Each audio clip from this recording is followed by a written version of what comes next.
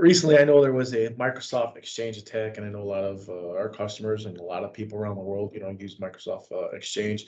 The attack was known as Hafnium. I think I'm saying that right. I'm not sure. So, But it affected a lot of NAV users, Business Central users, and a lot of other people.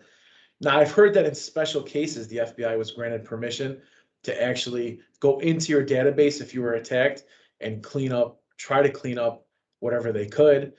And I think I heard that they didn't even have to notify you of getting in there and cleaning it up. So it's kind of like a three-part question. The first is, have you heard about the attack? Do you know what it is? yes, for sure. For sure.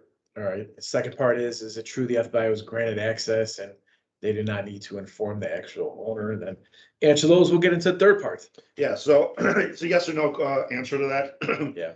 The FBI was granted a search warrant to be able to get into monitor systems for these known queries that they were seeing were the infections. And they were then able to go in and to disable those web queries. Wow. And without notifying the end user of it.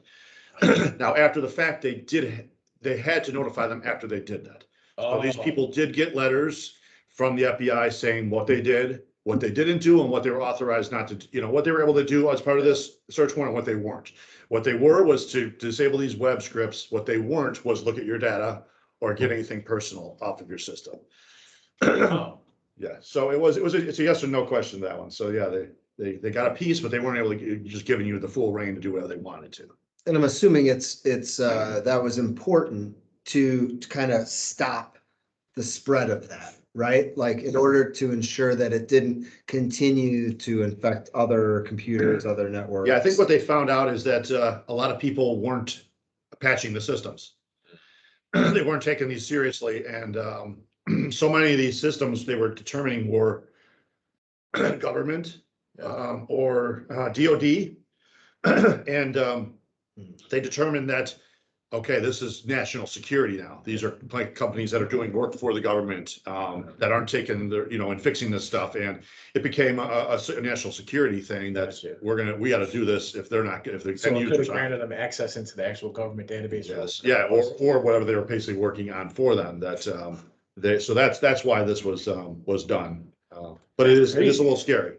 Yeah. So now, if your organization was breached and that you got the letter from the FBI saying that we went in there and we clean up and try to do whatever they want, is there still a need to reach out to like an IT professional such as yourself, or is it possible the FBI clean everything up once you got the letter and you don't have to worry about nothing anymore, or what? For sure, you definitely should be reaching out. I think right in the letter it tells you that they disabled the lowest end of these scripts and these web scripts and queries, and the rest of it's still out there.